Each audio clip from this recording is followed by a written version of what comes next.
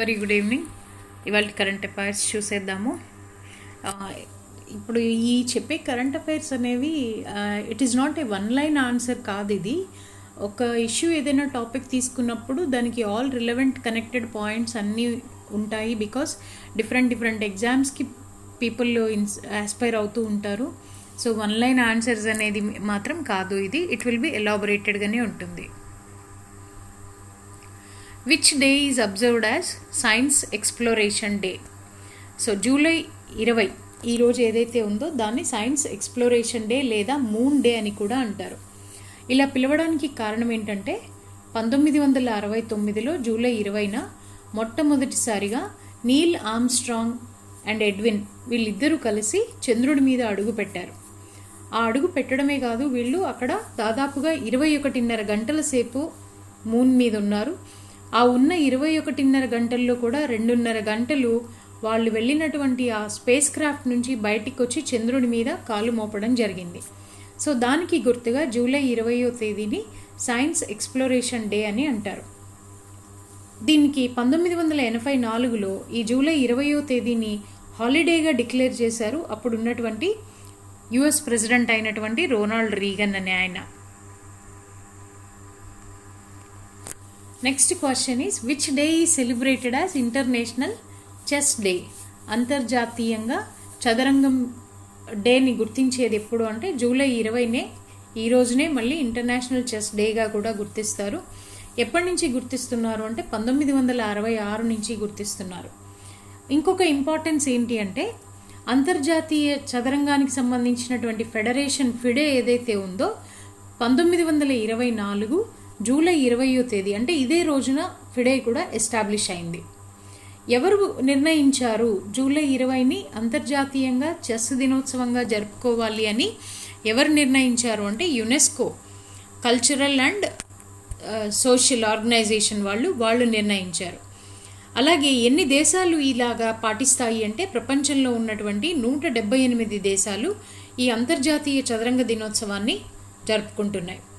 అయితే UNO United nations organisation తీర్మానం ఎప్పుడు చేసింది అంటే గత సంవత్సరం కాక అంతకు ముందు సంవత్సరం 2019లో మాత్రమే యునైటెడ్ నేషన్స్ ఆర్గనైజేషన్ వాళ్ళు దీనికి సంబంధించినటువంటి తీర్మానం అనేది చేయడం జరిగింది.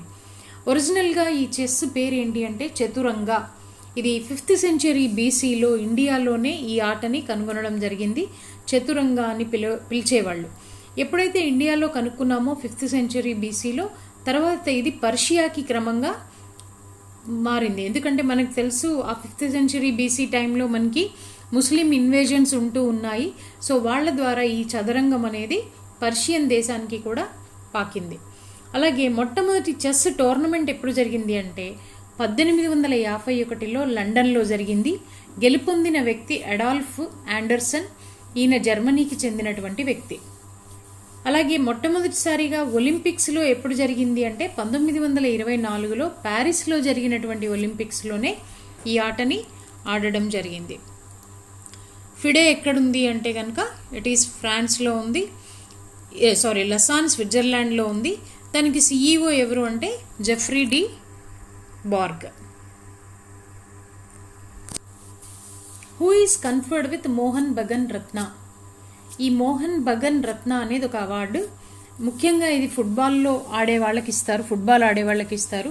మోహన్ బగన్ అనేది ఒక స్పోర్ట్స్ క్లబ్. ఇది కలకత్తా బేస్డ్ స్పోర్ట్స్ క్లబ్ 1889లో అక్కడ ఎస్టాబ్లిష్ చేయడం జరిగింది.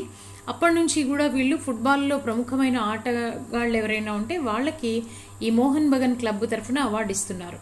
సో ప్రస్తుతం ఎవరికి ఇచ్చారు ఈ అవార్డు అంటే కనుక ఫార్మర్ ఇండియన్ గోల్ కీపర్ అయినటువంటి శివాజీ బెనర్జీ అనే అతనికి ఇచ్చారు పాస్ట్యూమస్లీ. అంటే ఇప్పుడు ఈయన లేరు, చనిపోయారు. చనిపోయిన తరువాత ఈయనకి మోహన్ బగన్ రత్న అవార్డు 2020కి ఇవ్వడం జరిగింది. ఎందుకు ఇచ్చారు అంటే 1977లో ఇండియన్ గోల్ కీపర్ అయినటువంటి శివాజీ బెనర్జీ పీలేని గోల్ చేయకుండా అడ్డుకోగలిగాడు. ఫేమస్ ప్లేయర్ కదా పీలే, ఆయనని గోల్ చేయకుండా అడ్డుకోగలిగినందుకు గుర్తుగా ఈయనకి ఇప్పుడు మోహన్ బగన్ రత్న అవార్డు అనేది ఇవ్వడం జరిగింది. ఇంకోటి ఏంటి అంటే రాయ్ కృష్ణ అనేటువంటి వ్యక్తిని బెస్ట్ ఫుట్బాలర్ అవార్డుకి కూడా ఈ క్లబ్ వాళ్ళు ఎంపిక చేయడం జరిగింది. 2020-21 సీజన్కి ఎంపిక చేశారు. ఇంకోటి ఏంటంటే ఇందాకే చెప్పాము, మోహన్ బగన్ రత్న అవార్డు అనేది ముఖ్యంగా ఫుట్బాల్ ప్లేయర్స్కి ఇస్తారు. అయితే నాన్ ఫుట్బాల్ ప్లేయర్స్కి ఇచ్చిన సందర్భం ఏంటి అంటే 2 సార్లు ఒలింపిక్స్లో పార్టిసిపేట్ చేసినటువంటి ఇండియన్ హాకీ ప్లేయరు, ఇటీవల కాలంలో కాలం చేశారు, కేశవ్ దత్తా. ఆయనకి కూడా ఈ మోహన్ బగన్ క్లబ్ వాళ్ళు అవార్డు ఇచ్చారు. First non football player Keshava దత్తాకి అవార్డు ఇవ్వడం అనేది జరిగింది. It is a Kolkata based football club ఇది. Which bank launched Feddy, artificial intelligence powered virtual assistant for customers. Bank కస్టమర్స్కి ఆర్టిఫిషియల్ ఇంటెలిజెన్స్ హెల్ప్ తోటి అసిస్ట్ చేసేవాళ్ళు అనమాట. అలాంటి ఒక టూల్ని, ఒక అసిస్టెంట్ని డెవలప్ చేసిన వాళ్ళు ఫెడరల్ బ్యాంక్ వాళ్ళు. దాని పేరేంటి అంటే ఫెడ్డీ. ఈ ఫెడ్డీ అనేటటువంటి ప్రోగ్రాము ఏ రకంగా హెల్ప్ చేస్తుంది అంటే జస్ట్ ఆ ఫెడ్డీ ఐకాన్తో సెల్ఫీ తీసుకుంటే అకౌంట్ ఓపెన్ చేసుకోవచ్చు. So that is one of the feature given by that. Selfie తీసుకుంటే ఇమీడియట్గా అకౌంట్ ఓపెన్ అయిపోతుంది.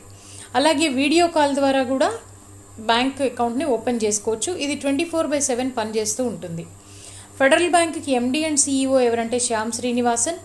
హెడ్ క్వార్టర్ వచ్చేసి కేరళ అలువాలో ఉంటుంది. స్థాపించిన వారు ఎవరు అంటే కేపీ హార్మెస్. ఇది 1931 ఏప్రిల్ 23న ఫెడరల్ బ్యాంక్ ఎస్టాబ్లిష్ అయింది. ఈ మామూలుగా ఫెడ్డీ ఏంటి అంటే సాధారణంగా ఆర్టిఫిషియల్ ఇంటెలిజెన్స్ బేస్డ్ ప్రోగ్రామ్స్ అన్నీ కూడా వెబ్సైట్స్లో హోస్ట్ అయి ఉంటాయి. దీనికి ఉన్నటువంటి ప్రత్యేకత ఫెడ్డీ ఏంటి అంటే కేవలం వెబ్సైట్స్లోనే కాదు, మొబైల్ యాప్స్కి కూడా అనుసంధానం చేయబడ్డది ఈ యొక్క ఫెడ్డీ అనేటటువంటి ఫీచర్. ఎలాగూ అంటే వయా అలెక్సా కానీ, గూగుల్ అసిస్టెంట్ కానీ, వాట్సాప్ ద్వారా కూడా ఫెడ్డీ సర్వీసెస్ని మనం యూస్ చేసుకోవచ్చు. ఇది గూగుల్ బిజినెస్ మెసేజింగ్ తోటి ఇంటిగ్రేట్ అయ్యి రన్ అవుతుంది ఈ యాప్. ఆర్ఎస్ఎస్ అనేటువంటి పుస్తకానికి ఆథర్ ఎవరు? రాష్ట్రీయ స్వయం సంఘ్, ఆర్ఎస్ఎస్ ఫుల్ ఫాము. ఈ పుస్తకాన్ని రాసిన ఆయన బీజేపీ లీడర్ అయినటువంటి సుధాంశు మిట్టల్. ఇప్పుడు ఎందుకు ఈ పుస్తకం గురించి మనం చర్చించుకుంటున్నాము అంటే ఈ ఆర్ఎస్ఎస్ అనే పుస్తకాన్ని చైనాలోకి అనువాదం చేయబడిందనమాట. ఆ చేసిన వ్యక్తి ఎవరు అంటే జాక్ బో. ఈ జాక్ బో అనే వ్యక్తి ఈ పుస్తకాన్ని చైనాలోకి అనువదించారు. అసలు మొట్టమొదటిసారిగా ఈ ఆర్ఎస్ఎస్ అనే పుస్తకాన్ని పబ్లిష్ చేసింది ఎప్పుడు అంటే 2019లో పబ్లిష్ చేశారు. పబ్లిషర్ వచ్చి హర్ ఆనంద్ పబ్లికేషన్స్.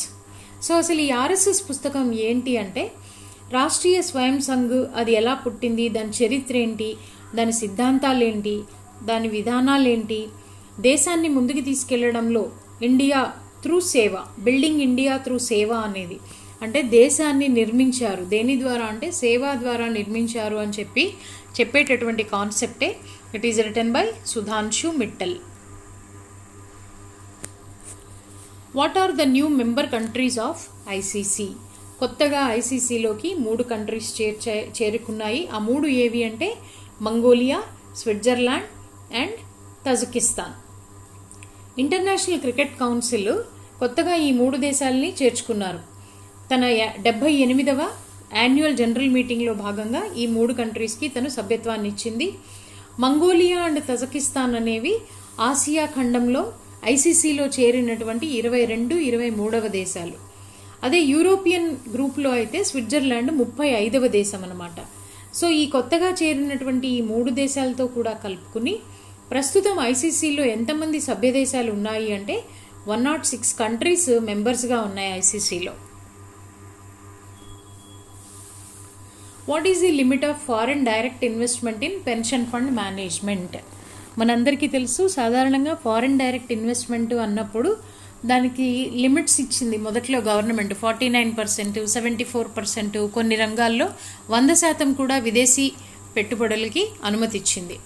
ఇది సంస్థాగత, ఇవి డైరెక్ట్ ఇన్వెస్ట్మెంట్, ఎఫ్ఐఐ కాదు, ఇన్స్టిట్యూషనల్ ఇన్వెస్ట్మెంట్ కాదు, ఇది direct investment, foreign direct investment. Pension ఫండ్స్లోకి ఇంతకుముందు 49% మాత్రమే అనుమతించబడినటువంటి ఎఫ్డిఐని 74%కి పెంచారు. ఈ పెన్షన్ స్కీములో ఇది 2004లో ఏర్పాటైంది ఈ నేషనల్ పెన్షన్ స్కీమ్. ఇందులో కూడా 2 రకాల పెన్షన్ స్కీమ్స్ ఉన్నాయి, టైర్ 1 అండ్ టైర్ 2. టైర్ 1 అంటే ఏంటి, టైర్ 2 అంటే ఏంటి? ఒక వ్యక్తి తన రిటైర్మెంట్ తర్వాత ప్లాన్ చేసుకోవడానికి ఏర్పాటు చేసుకునేది టైర్ 1 ప్లాన్. అలా కాకుండా కేవలం సేవింగ్స్, ఇన్వెస్ట్మెంట్ పర్పస్ కోసం ఓపెన్ చేసుకునేది టైర్ 2. అలాగే టైర్ 1కి టైర్ 2కి ఇంకో డిఫరెన్స్ ఏంటంటే టైర్ 1 అనేది ఆ వ్యక్తి రిటైర్ అయ్యే వరకు కూడా మధ్యలో దాని నుంచి విత్డ్రా చేసుకోవడానికి అవకాశం లేదు. కానీ టైర్ 2 అలా కాదు, వాళ్ళు ఎప్పుడు కావాలంటే అప్పుడు they can withdraw from that. దీనిలో టైర్ 1లో ఉన్నటువంటి ఈ రిటైర్మెంట్ బెనిఫిట్ కోసం ఎవరైతే ఈ పెన్షన్ స్కీమ్లో జాయిన్ అయ్యారో వాళ్ళు గనక ఇన్కమ్ ట్యాక్స్ యాక్ట్ ప్రకారము 1,50,000 ఎగ్జంప్షన్ ఆల్రెడీ గనక పొంది ఉంటే, ఇన్కమ్ ట్యాక్స్లో వెయివర్ పొంది ఉంటే అదనంగా ఇంకో 50,000 అడిషనల్ ట్యాక్స్ ఎగ్జంప్షన్కి అవకాశం కల్పిస్తుంది టైర్ 1. ఈ పెన్షన్ స్కీమ్స్ని ఎవరు కంట్రోల్ చేస్తున్నారు అంటే pension fund regulatory development authority వాళ్ళు ఈ నేషనల్ పెన్షన్ స్కీమ్ని మానిటర్ చేస్తారు. సో అసలు ప్రస్తుతం నేషనల్ పెన్షన్ సిస్టంలో ఎన్ని పెన్షన్స్ ఉన్నాయి అంటే 7 రకాల పెన్షన్స్ దీని కింద కవర్ అయి ఉన్నాయి. హెచ్డిఎఫ్సి పెన్షన్ మేనేజ్మెంట్ ఉంది, ICICI pru pension funds management ఉంది, Kotak Mahindra pensions fund management, LIC pension fund, SBI pension funds, UTI retirement solutions, Aditya Birla sun life pensions. So next మనకి డౌట్ ఏమొస్తుందంటే ఎఫ్డిఐని పెన్షన్ సెక్టార్లోకి అనుమతించడం వల్ల వచ్చేటటువంటి ఉపయోగాలు లేదా బెనిఫిట్స్ ఏంటి? సో ఎప్పుడైతే పెట్టుబడులు అధికంగా వస్తాయో మార్కెట్లో కంపెనీలకి డబ్బులు కావాలి. So fund availability for the ఇన్వెస్టర్స్కి, ఎవరికైతే పెట్టుబడి పెట్టాలో వాళ్ళకి ఫండ్స్ అందుబాటులోకి వస్తాయి. అలాగే ప్రస్తుతం ఉన్న స్టేక్ హోల్డర్స్ ఎవరైనా వాళ్లకున్న షేర్స్ అమ్ముకోవాలి అంటే కూడా అవకాశం కల్పించబడుతుంది. అలాగే ఎప్పుడైతే ఫారిన్ కంపెనీస్ పెట్టుబడి పెడతాయో వాళ్లతో పాటుగా ఫారిన్ టెక్నాలజీకి కూడా అవకాశం ఉంటుంది. So these are the benefits of FDI in pensions. Which country ends male guardian requirement for women attending Hajj? ఇది హజ్ అంటే ఏంటంటే ప్రతి సంవత్సరం మక్కా మదీనా యాత్ర ఏదైతే జరుగుతుందో అది హజ్. సాధారణంగా అక్కడికి మహిళలు వెళ్ళాలి అంటే వారి వెంట ఒక మేల్ గార్డియన్ వెళ్ళాలి కంపల్సరీగా. అయితే ప్రస్తుతం సౌదీ అరేబియా వాళ్ళు ఏం చేశారు అంటే ఆ నియమాన్ని ఎత్తివేశారు. హజ్ వెళ్ళాలి అంటే మేల్ గార్డియన్ అవసరం లేదు. ఆ మేల్ గార్డియన్నే మర్హం అంటారు. ఆ రూల్ని రిలాక్స్ చేసింది సౌదీ అరేబియా. అయితే ఇండియా 2017లోనే ఈ రూల్ని రిలాక్స్ చేసింది, ఇప్పుడు కాదు, 2017లోనే చేశాం. అలాగే మనము ముస్లిం విమెన్ని లాటరీ సిస్టమ్ నుంచి కూడా ఎగ్జామ్ట్ చేసాం. ఈ లాటరీ సిస్టమ్ అంటే ఏంటంటే ఎవరెవరైతే హజ్ వెళ్ళాలో వాళ్ళందరికీ లాటరీ తీసి విన్నర్స్ ఆఫ్ దట్ లాటరీ మాత్రమే హజ్ యాత్రకి పర్మిషన్ ఇస్తారు. అయితే ఒంటరి మహిళలు ఎవరైతే ఉంటారో, మగవారు తోడు లేనటువంటి ఒంటరి మహిళలకి లాటరీ సిస్టమ్ కాదు, వాళ్ళందరికీ డిఫాల్ట్గా హజ్కి అనుమతి ఇవ్వాలి అనేటటువంటి రూల్ని కూడా మనకి 2017లోనే ఇండియాలో అమలుపరచడం జరిగింది. అలాగే ఈ హజ్ యాత్ర మీద వేసేటటువంటి పన్నుని 18% నుంచి 5% కూడా తగ్గించడం జరిగింది by Indian government. Where is Balika Panchayat successfully held at? కొత్తగా బాలికా పంచాయత్ అనే దానికి ఎలక్షన్స్ జరిగాయి. అవి ఎక్కడ జరిగాయి? గుజరాత్ రాష్ట్రంలో కచ్ జిల్లాలో ఉన్నటువంటి కునరియా అనే గ్రామంలో జరిగాయి బాలికా పంచాయత్కి ఎలక్షన్. ఈ బాలికా పంచాయత్ అంటే ఏంటి అంటే ఈ కేవలం గర్ల్స్ 10 నుంచి 21 సంవత్సరాల వయసున్న ఆడవాళ్ళందరూ కూడా ఆ ఊళ్ళో ఉన్నటువంటి ఆడవాళ్ళ సమస్యల పట్ల, వాళ్ళ యొక్క గ్రోత్ పట్ల పోరాడడానికి లేదా వాళ్ళకి నాలెడ్జ్ పెంచుకోవడానికి ఏర్పడ్డటువంటి ఒక గ్రూప్ అనమాట. వాళ్ళకి కూడా ఎలక్షన్స్ కంటెస్ట్ చేశారు. ఈ విలేజ్ ఆఫ్ కునరియాలో గెలుపొందిన ఆవిడ భారతి గర్వా అనే అమ్మాయి గెలుపొందింది పంచాయతీకి ఎలక్షన్ కండక్ట్ చేస్తే. ఎందుకు ఈ బాలికా పంచాయత్ అంటే రాబోయే రోజుల్లో ముందు తరాల్లో నిజంగా పంచాయత్ ఎలక్షన్స్ కానీ ఇంకేదైనా ఎమ్మెల్యే ఎంపీలుగా కంటెస్ట్ చేసేటట్లయితే వాళ్ళకి స్కిల్స్ డెవలప్ చేయాలి, లీడర్షిప్ క్వాలిటీస్ డెవలప్ చేయాలి అని ఉద్దేశించి గర్ల్స్ కోసము గర్ల్స్తో ఫామ్ అయ్యి గర్ల్స్తో నడపబడేటటువంటి పంచాయతే బాలికా Panchayat. Which state is the first state in the country to issue educational documents using blockchain technology? Blockchain technology అనేది ఏంటి అంటే మనకి ఫోర్జరీల్ని వాటిని అవాయిడ్ చేయడానికి వాడుతున్నారు. ఇలాంటి సర్టిఫికెట్స్ ఇచ్చింది Maharashtra government for the first time ఇచ్చింది. వాళ్ళకి డిప్లొమా చదివిన పిల్లలకి Maharashtra state board skill development ఇద్దరూ కలిసి ఈ బ్లాక్ చైన్ బేస్డ్ సర్టిఫికెట్స్ని పిల్లలకి ఇవ్వడానికి నిర్దేశించుకున్నారు. దాదాపుగా 10 లక్షల సర్టిఫికెట్స్ ఈ డిప్లొమా హోల్డర్స్కి ఇస్తారు. అలాగే ఇలాంటి బ్లాక్ చైన్ బేస్డ్ టెక్నాలజీతో ప్రపంచంలో సర్టిఫికెట్స్ ఇస్తున్నటువంటి కంట్రీస్ ఏమున్నాయి అని కనుక చూసేటట్లయితే సింగపూరు, మాల్టా, బెహ్రెయిన్ ఈ 3 దేశాలు మాత్రమే బ్లాక్ చైన్ టెక్నాలజీని ఉపయోగించుకుని ఇలాంటి సర్టిఫికెట్స్ని, ఎడ్యుకేషన్ సర్టిఫికెట్స్ని ఇస్తున్నాయి. అదే ఇండియాకి వస్తే Maharashtra will be the first state అన్నమాట. మన దేశంలో మొట్టమొదటిగా అలాంటి టెక్నిక్ని వాడుకుంటున్నది మహారాష్ట్ర. సో ప్రతి స్టూడెంట్కి ఏం పంపిస్తారంటే సర్టిఫికెట్ లెగిట్ డాక్ జిప్ అని ఒక జిప్ ఫైల్ పంపిస్తారు. ఆ జిప్ ఫైల్లో ఏముంటుంది, ఆ స్టూడెంట్కి వచ్చే జిప్ ఫైల్లో original diploma certificate in PDF format ఉంటుంది. అలాగే దాన్ని అథెంటికేట్ చేయడం కోసం బ్లాక్ చైన్ ప్రూఫ్ ఫైల్ కూడా ఉంటుంది.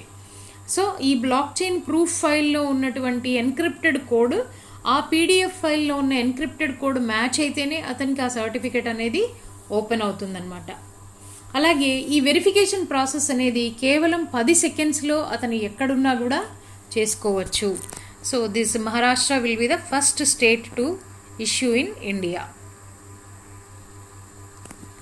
What is the verdict on deferred action for child arrivals programme? Deferred action for child arrivals programme అంటే ఏంటంటే అక్రమ వలసలు, పిల్లలు మైనర్గా ఉన్న వయసులో అక్రమ వలసల ద్వారా అమెరికాకి కనుక వచ్చి ఉంటే ఇమీడియట్గా వాళ్ళని తిరిగి పంపేయకుండా, డిపోర్ట్ చేయకుండా వాళ్ళకి కొన్ని ప్రత్యేక హక్కులు కల్పించడం కోసం ఏర్పాటు చేసిన ప్రోగ్రామే DACA or deferred action for childhood arrivals. ఈ ప్రోగ్రామ్ని ఎవరు ఏర్పాటు చేశారు అంటే 2012లో అప్పటి అమెరికన్ ప్రెసిడెంట్ అయినటువంటి బరాక్ ఒబామా గారు ఈ ప్రోగ్రామ్ని డిజైన్ చేశారు. ఇప్పుడు ఈ ప్రోగ్రామ్ తప్పు, ఇలాగ ఈ ఫెసిలిటీ ఇవ్వడమే తప్పు, బికాజ్ ఇది కాంగ్రెస్లో చట్టబద్ధంగా అప్రూవల్ లేదు అని చెప్పి టెక్సాస్ బేస్డ్లో ఉన్నటువంటి జడ్జి గారైన హ్యాన్సన్ అనే ఆయన దీన్ని తప్పుపట్టారు. తప్పుపట్టడం అంటే ఇప్పటి వరకు ఉన్న వాళ్ళకి ఈ స్టేటస్ డాకా ఫెసిలిటీస్ పొందుతున్న వాళ్ళకి ఏమీ హాని కలగదు, కానీ ఇక ముందు ఈ కేటగిరీలో బెనిఫిట్ పొందడము అనేది మాత్రం సాధ్యపడదు. హెన్స్ ఫోర్త్ ఈ ఫెసిలిటీస్ని ఎక్స్టెండ్ చేసే అవకాశం లేదు. ఎందుకు అంటే దీన్ని ఒక అన్లాఫుల్ ఇంప్లిమెంటేషన్ ఆఫ్ ది పాలసీగా చూడడం జరిగింది. సో ఏం జరుగుతుంది ఇది అంటే, ఎవరైనా అలా ఇల్లీగల్గా మైగ్రెంట్గా తన చిన్నతనంలో కనుక వచ్చుంటే 2 సంవత్సరాలకి రెన్యూ చేసుకుంటూ అక్కడ వాళ్ళు ఉండగలుగుతారు. ఇమీడియట్గా డిపోర్టేషన్కి అయితే గురికారు. ఈ ఉన్న పీరియడ్లో వాళ్ళకి వర్క్ పర్మిట్ పొందడానికి కూడా ఈ డాకా అనేది ఫెసిలిటీ కల్పిస్తుంది. అలా అని వీళ్ళేమి పౌరసత్వాన్ని మాత్రం ఇవ్వరు. రెన్యూ చేసుకుంటూ వర్క్ పర్మిట్స్ ఇచ్చినంత మాత్రాన సిటిజన్షిప్కి మాత్రం అవకాశాన్ని కల్పించరు. ఓన్లీ ఇమీడియట్గా వెళ్లకుండా కొంతకాలం ఉండడానికి మాత్రమే ఈ ప్రోగ్రాం అనుమతిస్తుంది. ఇక మీదట కొత్తగా ఎవరిని కూడా ఈ ఫెసిలిటీని ఉపయోగించుకునే అవకాశం లేదు అని తీర్మానించడం, జడ్జిమెంట్ ఇవ్వడం జరిగింది. Who is Peru's new president elect? కొత్తగా పెరూకి అధ్యక్షులుగా ఎన్నికైంది ఎవరు? పెడ్రో క్యాస్టిల్లో అనేటటువంటి వ్యక్తి. ఈయన పెరూకి రాష్ట్రపతిగా ఎన్నికయ్యారు. ఈయన అవతల ఓడిపోయిన వ్యక్తి పేరు ఫ్యూజిమోరీ అనేటువంటి మహిళ. ఫ్యూజిమోరీ అనే ఆమెని ఓడించి ఈయన ప్రెసిడెంట్గా ఎన్నికయ్యారు. ఆమె ఓడిపోయిన తర్వాత ప్రస్తుతం ఆమె మీద అవినీతి ఆరోపణలు ఏవైతే ఉన్నాయో వాటికి ట్రయల్ని ఎదుర్కొంటున్నారు. ఈయన గెలవడానికి ముఖ్య కారణాలు ఏంటంటే, ఈయన చాలా చేసిన ప్రామిసెస్. ప్రపంచంలోనే అత్యధికంగా కోవిడ్ నమోదైన దేశం ఏది అంటే కనుక Peru. Per capital death rate, Covid వల్ల చనిపోయిన వాళ్ళు చాలా ఎక్కువ అనమాట పెరూలో. సో ఈయన ఎలక్షన్ క్యాంపెయిన్లో చేసిన ప్రామిస్ ఏంటంటే, ఈ సిట్యుయేషన్ని మనము బెటర్ చేస్తాము, ఈ డెత్ రేట్ డ్యూ టు కోవిడ్ని తగ్గిస్తాము, బెటర్ కండిషన్స్ని డెవలప్ చేస్తాము అనేది ఒక ప్రామిస్. అలాగే పెరు దేశ రాజ్యాంగాన్ని కూడా రాస్తాము, కొత్తది అమెండ్మెంట్స్ తీసుకొస్తాము అనేది కూడా ఆయన చేసినటువంటి మరొక ప్రామిస్. అలాగే ఒక రైతు కుటుంబం నుంచి, ఉన్నత వర్గాల నుంచి కాకుండా అతి సామాన్యమైన రైతు కుటుంబం నుంచి ఎన్నికైన ప్రెసిడెంట్గా కూడా క్యాస్టిల్లో మొదటి వ్యక్తి. ఈయన ఈ ప్రెసిడెంట్గా ఎన్నిక కాకముందు అక్కడ ఒక ప్రాథమిక పాఠశాలలో టీచర్గా జాబ్ చేసేవారు Pedro Castillo. What are the proposals of BRICS contact group on economic and trade issues? BRICS అనేది ఒక అబ్రివేషను. B stands for Brazil, R stands for Russia, I stands for India, C for China, S for South Africa. ఇవి ప్రాంతీయంగా సహకరించుకోవడం ఏర్పడ్డటువంటి దేశాల సమూహం ఇది bricks. So ప్రస్తుతం July 12 నుంచి 14 వరకు బ్రిక్స్ మీటింగ్ జరుగుతోంది. దేని మీద జరుగుతోంది అంటే contact group on economic and trade issues మీద మీటింగ్ జరుగుతోంది. దీనిలో మనం ఇప్పుడు ఎవరు హోస్ట్ చేస్తున్నారు అంటే ఈ మీటింగ్ని హోస్ట్ చేస్తున్నది ఇండియా. కాబట్టి బీయింగ్ ఏ హోస్ట్ కొన్ని ప్రతిపాదనల్ని ఈ మీటింగ్ ముందుకి పెట్టింది ఇండియన్ గవర్నమెంట్. అవి ఏమింటవి అంటే మల్టీలాటరల్ ట్రేడింగ్ సిస్టమ్, అంటే ఎగుమతులు దిగుమతులు అని ఇంతకు ముందు కూడా మనం చెప్పుకున్నాం. Across the world exports and ఇంపోర్ట్స్కి సహకరించుకోవాలి. యాంటీ డంపింగ్ డ్యూటీలు, అలాగే levies, restrictions on import export ఉండకూడదు, ఎగుమతులు దిగుమతులకి సహకరించుకోవాలి అనేది మొదటి ప్రతిపాదన. అలాగే కామర్స్లో కన్జ్యూమర్ ప్రొటెక్షన్, ఎండ్ యూజర్ని ఎవరైతే కామర్స్ ద్వారా ప్రోడక్ట్స్ కొనుక్కుంటారో వాళ్ళ యొక్క హక్కుల్ని పరిరక్షించాలి అనేది సెకండ్ ప్రపోజల్ అన్నమాట. అలాగే non tariff measures resolution mechanism, ఈ ట్యాక్స్ ఇంపోజ్ చేస్తారు కదా, ఇంపోర్ట్స్ని అరికట్టాలి అంటే కనుక మోర్ ట్యాక్స్ ఇంపోజ్ చేస్తాం మనం. సపోజ్ చైనా నుంచి బాగా గూడ్స్ వస్తున్నాయి, చీప్ గూడ్స్ వస్తున్నాయి, మనకి ఇండియాలో ఉన్నటువంటి గూడ్స్ ఎక్స్పెన్సివ్ అయితే ఏమవుతుందంటే మార్కెట్ మనం చైనీస్ గూడ్స్కి కోల్పోతాం. సో న్యాచురల్గా ఏం చేస్తాం, వాటి యొక్క దిగుమతులు అరికట్టడం కోసం మనము ఎక్కువగా టారిఫ్ విధిస్తాం. సో నాన్ టారిఫ్ మెజర్స్ అనే దాన్ని రెజల్యూషన్ మెకానిజంని థర్డ్ ప్రపోజల్గా ప్లాన్ చేశారు. అలాగే ఫైటోసానిటరీ, ఈ పెస్టిసైడ్స్, రెసిడ్యూస్ ఇలాంటివి ఉన్నాయా ఎగుమతులు దిగుమతుల్లో అనే వాటిపైన కూడా ఒక ఫ్రేమ్వర్క్ని ఏర్పాటు చేసుకోవాలి. ప్రొఫెషనల్ సర్వీసెస్, వృత్తిపరమైనటువంటి సేవల్లో కూడా ఒక అంగీకారానికి రావాలి అనే ప్రతిపాదనల్ని ఇండియా ఫ్లోట్ చేసింది. మిగిలిన అన్ని దేశాలు కూడా వీటికి యాక్సెప్టెన్స్ చెప్పడం జరిగింది. What is Vivad say Vishwas act 2020? ఈ వివాద్ సే విశ్వాస్ యాక్ట్ అనేది మొట్టమొదటిసారిగా 2020 మార్చి 17న చట్టంగా రూపొందింది. ఇది డైరెక్ట్ ట్యాక్సెస్కి సంబంధించినటువంటి చట్టం. ఇది డైరెక్ట్ ట్యాక్సెస్లో ఇప్పటి వరకు పెండింగ్ ఉన్నటువంటి కేసులు, లిటిగేషన్లు, అప్పీల్స్ రూపంలో కానీ రకరకాలుగా పెండింగ్ ఉండి గవర్నమెంట్కి ట్యాక్స్ జనరేట్ అవ్వకుండా సంవత్సరాలు గడిచిపోతున్నాయి.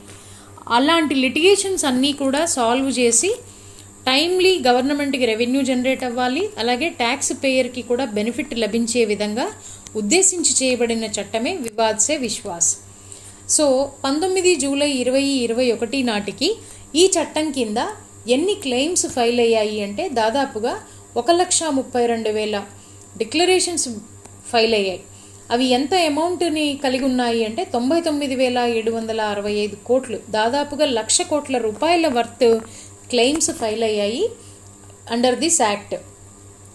ఇవి ఎంత అంటే మన దేశానికి రావాల్సినటువంటి డైరెక్ట్ ట్యాక్సెస్ డిస్ప్యూట్స్లో ఉన్న దానిలో కేవలం 28.73% మాత్రమే డిక్లరేషన్స్ ఫైల్ అయ్యాయి. అంటే ఇంకా చాలా పెండింగ్ ఉన్నాయని అర్థం.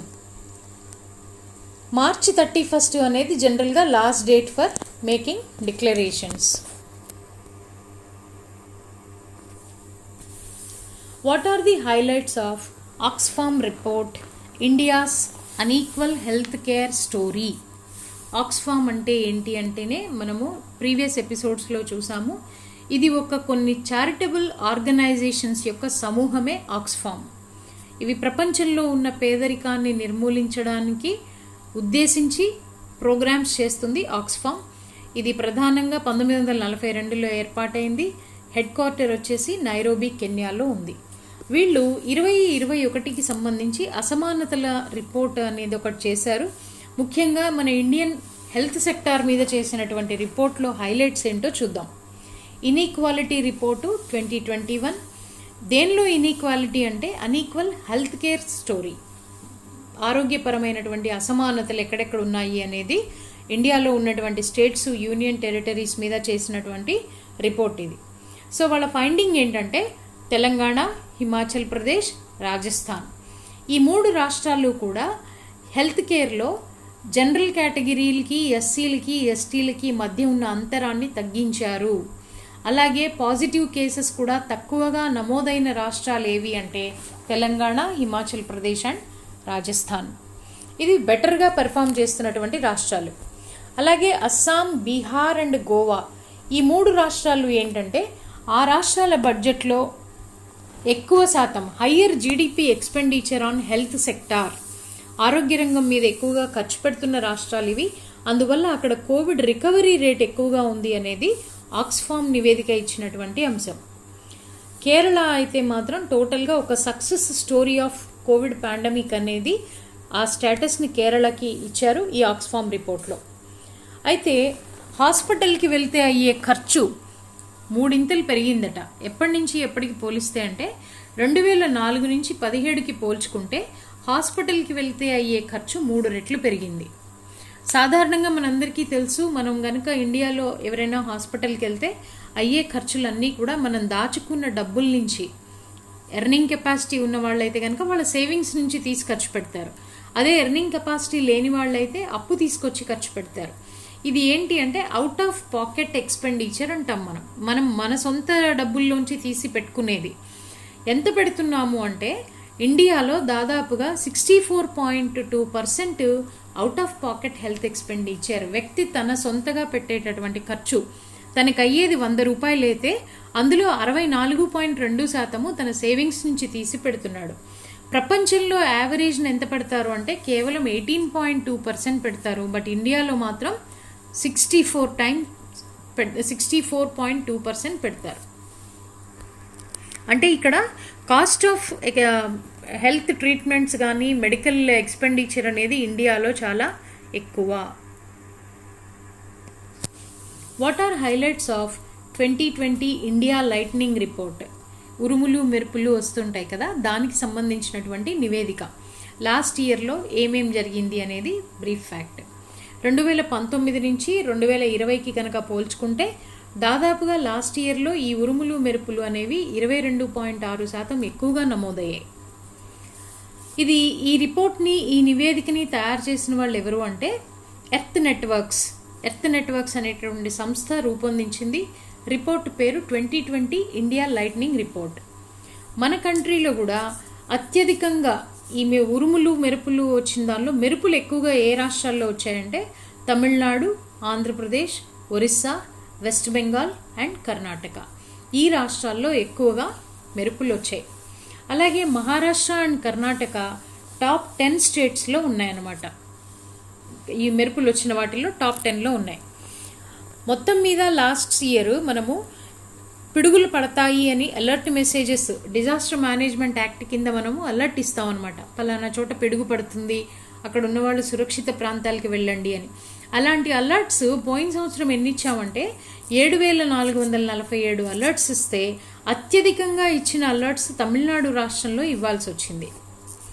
అలాగే ఒరిస్సా అండ్ ఛత్తీస్గఢ్లో దాదాపుగా 1 మిలియన్ మబ్బులని, ఈ మెరుపుల్ని ఇచ్చేటటువంటి మబ్బుల్ని ఈ 2 రాష్ట్రాలు కూడా ఎక్స్పీరియన్స్ అయ్యాయి. ఎందుకు మనం ప్రత్యేకంగా ఈ రిపోర్ట్ చదువుతున్నాము అంటే ఇండియా తను ఏదైతే గ్లోబ్లో లొకేట్ అయ్యి ఉందో భూమధ్య రేఖకి దగ్గరగా ఉండడము, అలాగే చుట్టుపక్కల వాటర్ బాడీస్, ఇండియన్ ఓషన్ ఉండడము, బే ఆఫ్ బెంగాల్, ఈ అరేబియన్ సీ ఇవన్నీ ఉండడం వల్ల ఏమవుతుందంటే అత్యధిక టెంపరేచర్స్, అత్యధిక మాయిశ్చర్, ఈ రెండింటినీ కూడా ఇది ల్యాండ్ ఎక్స్పీరియన్స్ అవుతుంది. కాబట్టి మనకి ఉరుములు మెరుపులు వచ్చేటటువంటి అవకాశం చాలా ఎక్కువ. ఇట్ ఈస్ బికాజ్ మనం ఈక్వేటర్కి దగ్గరగా ఉన్నాము, వాటర్ బాడీస్కి కూడా దగ్గరగా చుట్టుపక్కల బౌండరీస్లో ఉన్నాయి. ఇంకోటి ఏంటంటే ఈ పిడుగుపడి ఎవరైనా చనిపోయినా ఈ ఉరుములు మెరుపులు వీటిని డిజాస్టర్ మేనేజ్మెంట్ యాక్ట్ ప్రకారము ఒక సాధారణ విపత్తు కింద దీనిని గుర్తించలేదు. గవర్నమెంట్స్ వీటికి ఏ విధమైన నష్టపరిహారాన్ని కూడా అనౌన్స్ చేయడం లేదు. Which state is promoting commercial cultivation of agar? Agar అనే మొక్కల్ని కమర్షియల్గా ఏ రాష్ట్రం ఉత్పత్తి చేస్తోంది అంటే త్రిపుర.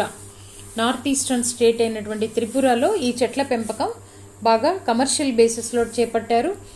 దేనికి అంటే సుమారు 2,000 కోట్ల రూపాయల బిజినెస్ రాబోయే 3 ఏళ్లలో ఈ చెట్ల నుంచే చేయాలి అని. ఏం చేస్తారు అంటే ఈ అగరు చెట్ల నూనెని సుగంధ ద్రవ్యంగా వాడతారు. అలాగే వీటికి మెడిసినల్ వాల్యూ కూడా ఉంది ఈ చెట్లకి.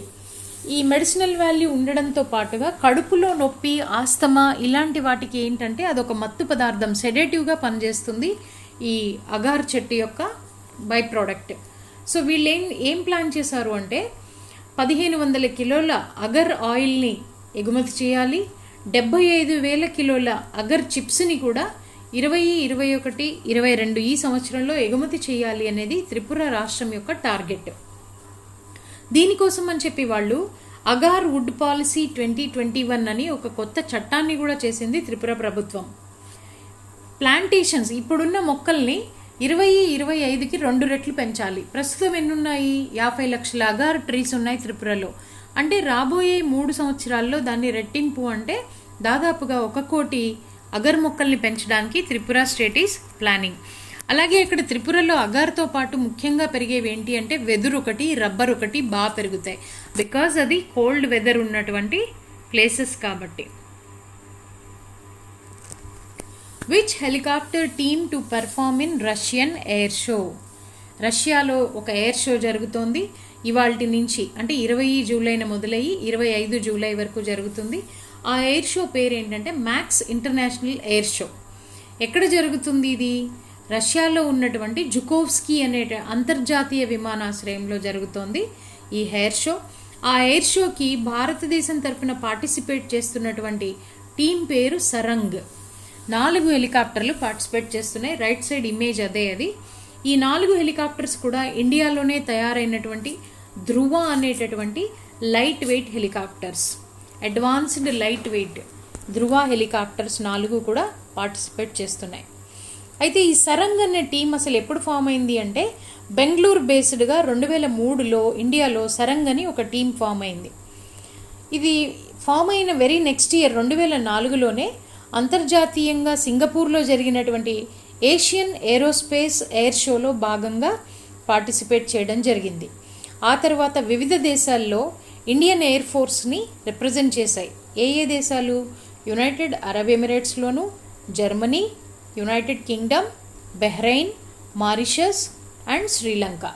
ఈ దేశాల్లో ఇప్పటివరకు ఈ 6 దేశాల్లో కూడా ఇండియన్ గవర్నమెంట్ని రిప్రజెంట్ చేసింది ఈ సరంగ్ అనేటటువంటి team. Which state starts trial run of electric buses? ఒక రాష్ట్రము ఎలక్ట్రిక్ బస్సెస్ రన్ చేయడాన్ని ట్రయల్ రన్గా చేసింది. ఎక్కడ అంటే ఉత్తరప్రదేశ్ గవర్నమెంట్ లక్నో సిటీలో ట్రయల్ రన్ స్టార్ట్ చేసింది. ఈ ట్రయల్ రన్లో భాగంగా 4 బస్సులు వాళ్ళు ట్రై చేశారు. 180 కిలోమీటర్ల దూరాన్ని ఈ 4 బస్సులు కూడా ట్రావెల్ చేస్తాయి. ఇది కనుక సక్సెస్ అయితే ఉత్తరప్రదేశ్లో ఉన్నటువంటి 14 ముఖ్య నగరాల్లో 700 బస్సెస్ని ఆపరేట్ చేయాలి అనేది యూపీ గవర్నమెంట్ యొక్క టార్గెట్. అయితే ఇవి ఎలక్ట్రిక్ బస్సెస్ కాబట్టి వీటికి ఛార్జింగ్ స్టేషన్స్ ఉండాలి కాబట్టి సిటీలో 5 ఛార్జింగ్ స్టేషన్స్ని కూడా ఏర్పాటు చేయడం జరిగింది ప్రస్తుతం లక్నోలో. ఈ బస్సెస్కు ఉన్నటువంటి అదనపు స్మార్ట్ ఫీచర్స్ ఏంటి అంటే జీపీఎస్ ట్రాకింగ్ సిస్టమ్ ఉంది, సీసీటీవీ ఉంది, పానిక్ బటన్, ఆటోమేటిక్ డోర్స్ లాంటి ఫెసిలిటీస్ కూడా ఈ ఏసీ కోచ్ బస్సెస్కి ఉన్నాయి. ఈ బస్సులు ఎవరైతే కొని ఆపరేట్ చేస్తారో ఆ లబ్ధిదారుడికి 45 లక్షల రూపాయల సబ్సిడీ పర్ బస్సుని గవర్నమెంట్ ఇస్తుంది. ఇదంతా దేనికి అంటే కార్బన్ ఎమిషన్ తగ్గించడానికి మనకి ఎలక్ట్రికల్ వెహికల్స్ని ప్రమోట్ చేస్తున్నది యూపీ గవర్నమెంట్. హోప్ ఇవాల్టి సెషన్ మీకు ఉపయోగపడి ఉంటుందనుకుంటాను. Thank you for watching.